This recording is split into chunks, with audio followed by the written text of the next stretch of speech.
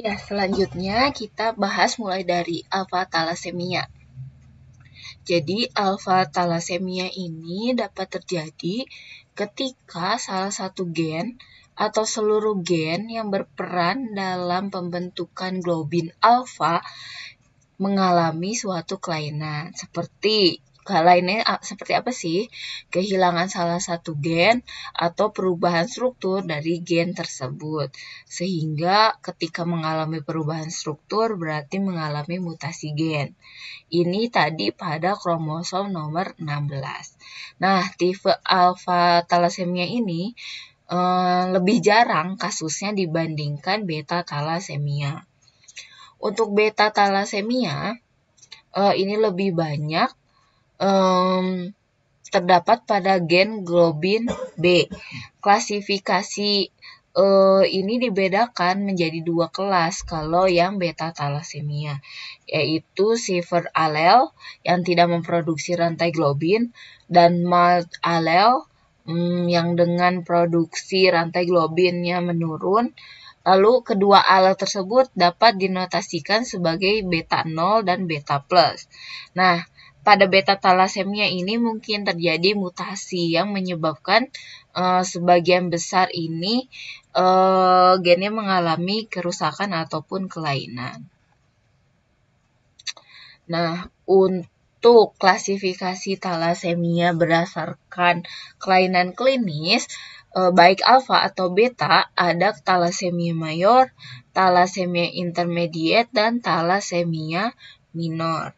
Untuk thalassemia ini dibagi menjadi 3 bagian berdasarkan gejala dan tanda klinis, lalu adanya onset awitan, dan kebutuhan dari transfusi darah yang digunakan sebagai terapi pendukung dari pasien thalassemia. Untuk thalassemia mayor, ini adalah suatu keadaan klinis dari thalassemia yang paling berat.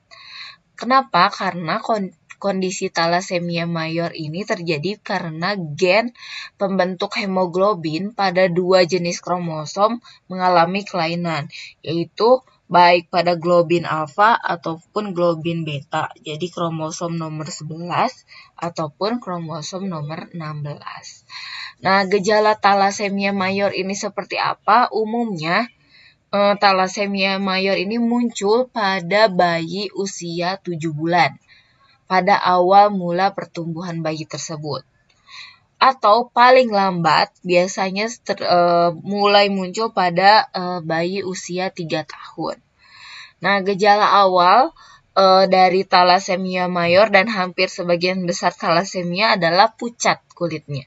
Dan juga bagian telapak tangannya mengalami pucat. Kelopak matanya juga ya, jadi nggak hanya di kulit, telapak tangan, dan juga kelopak mata.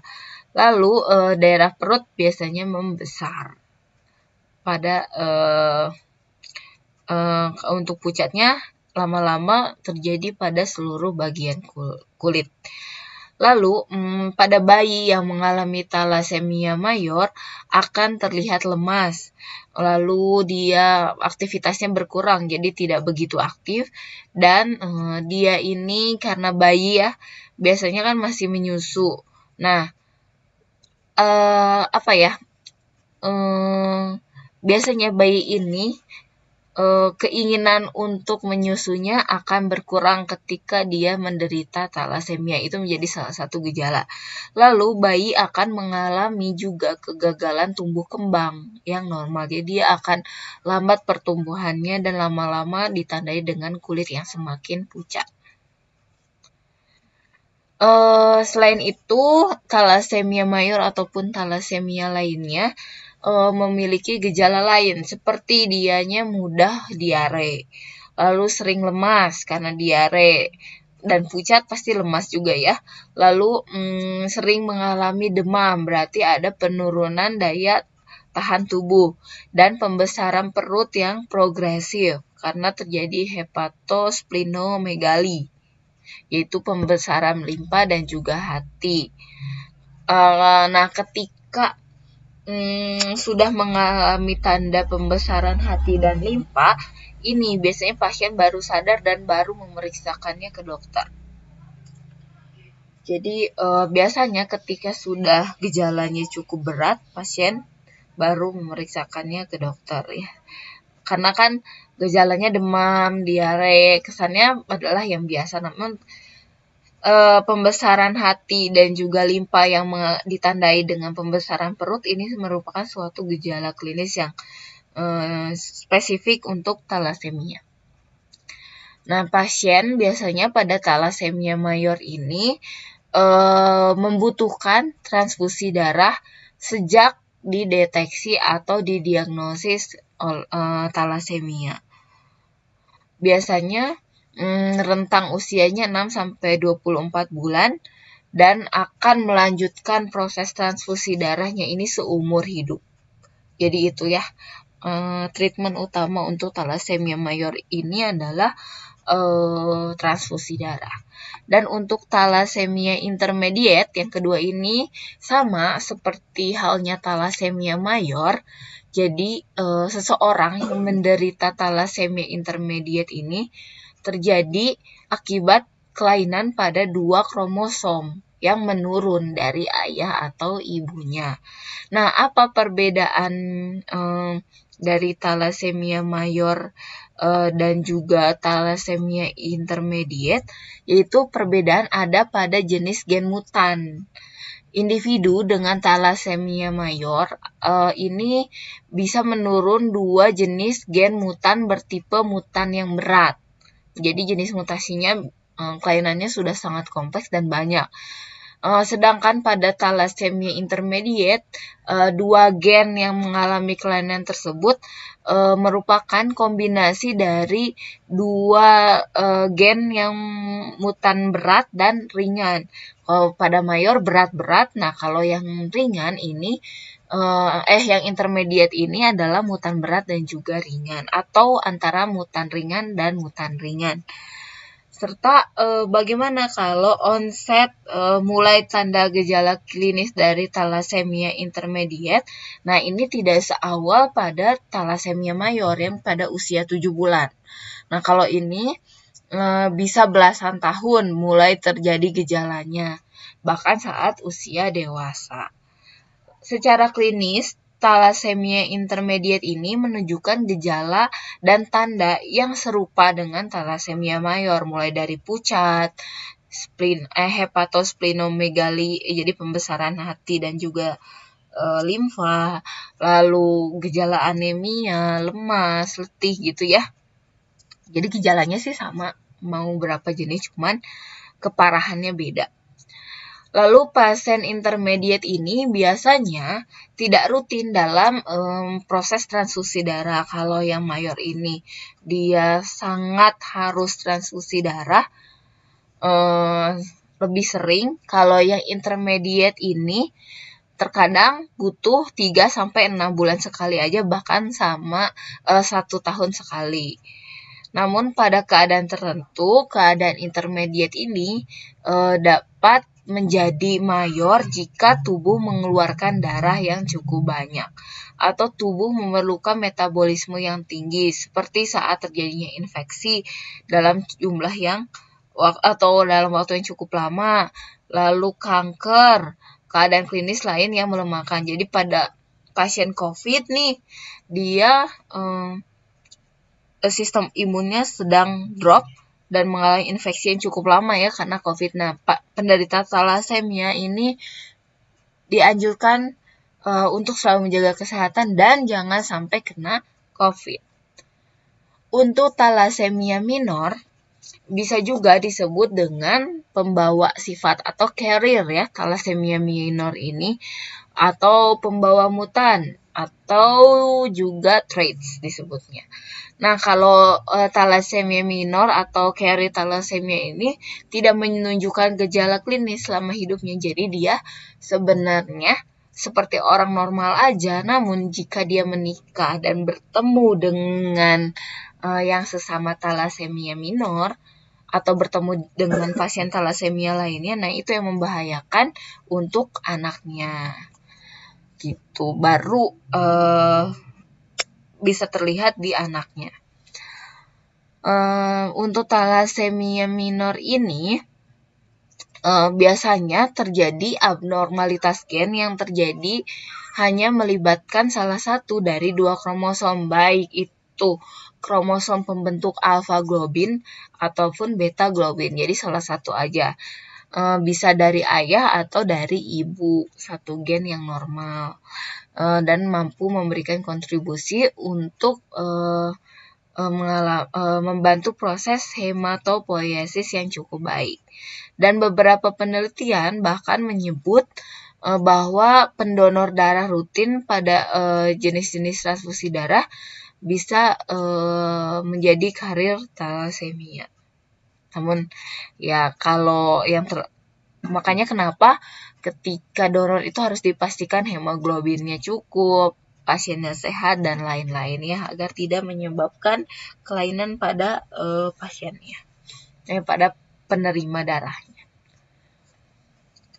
Lalu secara umum nih ya, tadi kan sudah saya sebutkan bahwa gejala thalassemia itu yang pertama adalah anemia. Lalu kulit pucat, lemah, mudah lelah, jadi weakness, fatty, dan malaise. Lalu ini kantung mata menjadi pucat, ya, atau juga terjadi kelainan pada bentuk muka. Kalau pada bayi ditandai pertumbuhan yang lambat, ya, urin juga mengalami ditandainya lebih gelap. Padahal misalnya dia rajin minum, harusnya kan jernih, ini lebih gelap. Lalu perut membesar ya, karena ada pembesaran hati dan lipa. Hepatosplenomegali dan juga kuning, jaundice. Karena kenapa? Sel darah merahnya ini karena abnormal, jadi dia akan dibunuh karena dia atau dimatikan karena dianggap tidak normal, yaitu tubuh akan memproduksi yang baru. Mengapa? Jadi bisa jaundice karena produksi bilirubin akan meningkat. Untuk diagnosis thalassemia sendiri, diagnosisnya ada 3 jenis, yaitu kriteria klinis, lalu pemeriksaan laboratorium, dan juga pemeriksaan DNA. Untuk spesifik jenis thalassemianya itu apa sih? Jadi berdasarkan gennya. Kita akan membahas sampai dengan laboratorium ya, yang DNA-nya nggak usah karena banyak banget, dan itu mungkin harus kalian pelajarin juga di bioteknologi menggunakan PCR analisisnya. Yang pertama ada kriteria klinis dalam diagnosis thalassemia. Nah, tanda pertama yang dilakukan ketika melakukan pemeriksaan klinis pada penderita thalassemia adalah melakukan wawancara atau anamnesis, yaitu melihat kondisi fisik dari pasien, tandanya itu pucat atau enggak pasiennya ya. Hallmark itu merupakan melihat secara langsung kondisi pasien, adanya puncak kronis, pucat yang berlangsung selama waktu yang lama, jadi kronis. Lalu adanya riwayat transfusi darah, riwayat keluarga penderita thalassemia, dan juga jenis sukunya. Untuk riwayat transfusi darah ini biasanya untuk penderita thalassemia ini berulang. Anemia yang berulang, jadi memerlukan transfusi berkala. Nah, biasanya itu menjadi kriteria awal dari thalassemia. Biasanya fasilitas kesehatan ini memeriksa tidak lengkap, jadi hanya biasanya gejala awalnya hanya didiagnosis thalassemia, anemia. Lalu ada riwayat keluarga dengan thalassemia. Itu tuh menjadi hal yang penting untuk diketahui. Siapa tahu ibu ayahnya carrier dan sampai ke anaknya menjadi thalassemia mayor. Lalu etnis atau jenis suku tertentu mempengaruhi juga ya gen yang menjadikan thalassemia.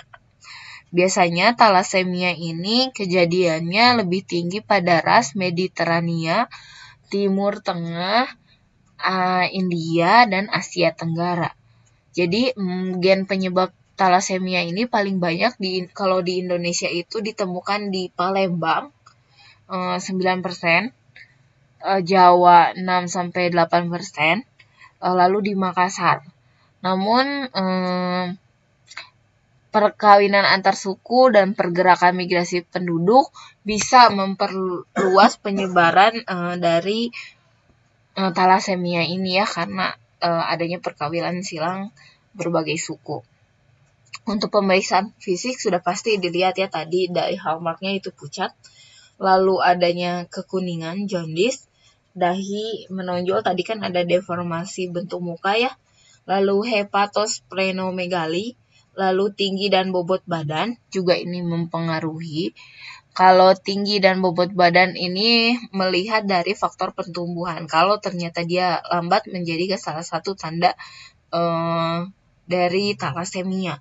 Karena pucat, jaundice, terus didukung dan pertumbuhannya lambat, lalu gizinya juga kurang diserap, pubertas terlambat, dan hiperpigmentasi kulit. Itu menjadi tanda-tanda fisik dari kriteria pasien talasemia. Selanjutnya kita masuk ke pemeriksaan laboratorium yang biasanya dijadikan parameter secara kuantitatif untuk penderita talasemia. Nah, kalau yang tadi anamnesis dan pemeriksaan fisik ada kualitatif dan kuantitatifnya dengan pemeriksaan laboratorium. Yang pertama, bisa melakukan pemeriksaan darah perifer yang lengkap melalui pengukuran kadar hemoglobin. Jadi, pada pemeriksaan darah perifer yang lengkap ini, biasanya pasien mengalami anemia. Nah, atau kadar hemoglobinnya itu rendah. Apalagi pada talasemia mayor. Jadi biasanya pada talasemia mayor, dia nilai Hb-nya kurang dari 7 gram per desiliter. Namun kadang pada talasemia intermediate 8-9 gram per desiliter. Gitu ya. Lalu ada indeks eritrosit. Untuk indeks eritrosit ini merupakan langkah pertama yang penting untuk screening pembawa sifat talasemia. Jadi untuk yang carrier bisa dicek melalui indeks eritrosit. Lalu ada MCV, MCH.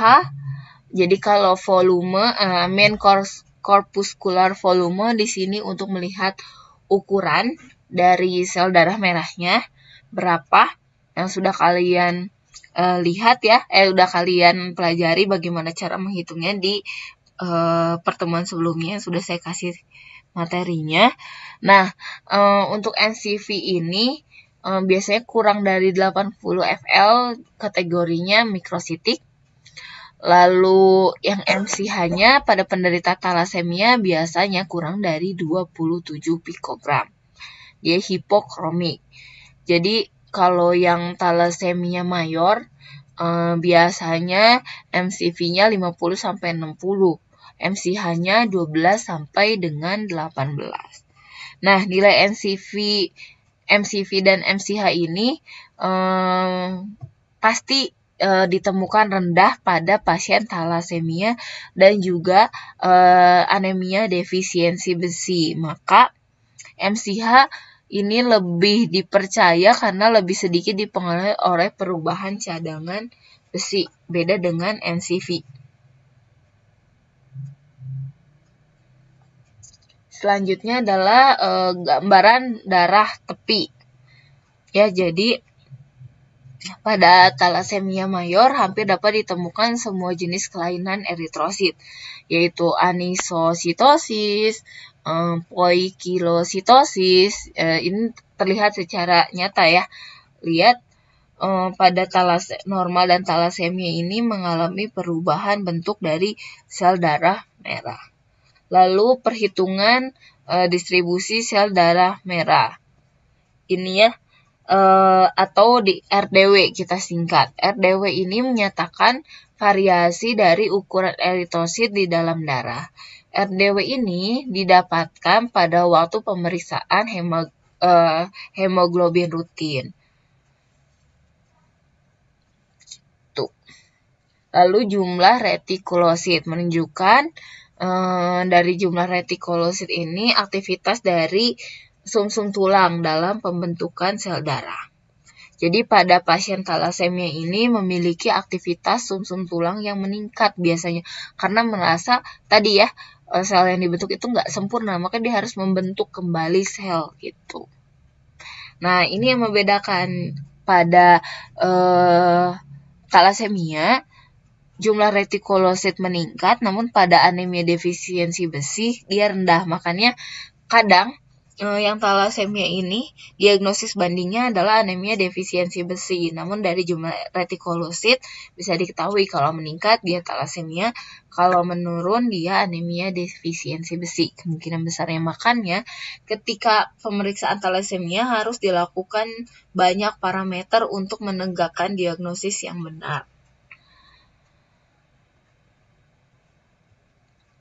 Ini adalah tanda klinis lain pada pasien talasemia. Jadi, jika dihitung kadar besi dalam serum, umumnya terjadi peningkatan kadar besi dalam sumsum tulang. Lalu bilirubinnya juga meningkat karena tadi gejalanya adalah jaundice ya. Lalu kadar hemoglobin F meningkat pada talasemia beta mayor. Kadar HbA2 meningkat pada talasemia beta. Dengan melakukan analisis PCR atau elektroforesis dan kromatografi kolom dapat ditentukan macam jenis hemoglobin melalui rantai polipeptida ya. Maka tadi ada HbF, HbA, ini banyak jenisnya, namun karena kita di kimia klinis kita hanya membahas yang tadi saja ya, yang MCV, NCH, retikulosit, dan lain-lain. Ini indeks sel darah merah pada individu mengalami kelainan talasemia alfa. Pada laki-laki MCV-nya 89, rata-ratanya wanita 87. Ini normalnya. Nah, kalau pada pasien nih mengalami penurunan sampai 56 dan 61. Kalau yang karir masih 77. Oleh karena itu kenapa yang karir ini kadang tidak terdeteksi gejalanya ya. Kalian bisa baca berapa rentang normalnya. Ini untuk talasemia beta. Ya. Kalau normal sekian, ketika talasemia mayor turun sampai hampir sepertiganya ya. Kadar Hb-nya juga tadi sudah disebutkan kurang dari 7, sedangkan normalnya 15 dan 14. Ya, kalian sudah tahu normalnya berapa.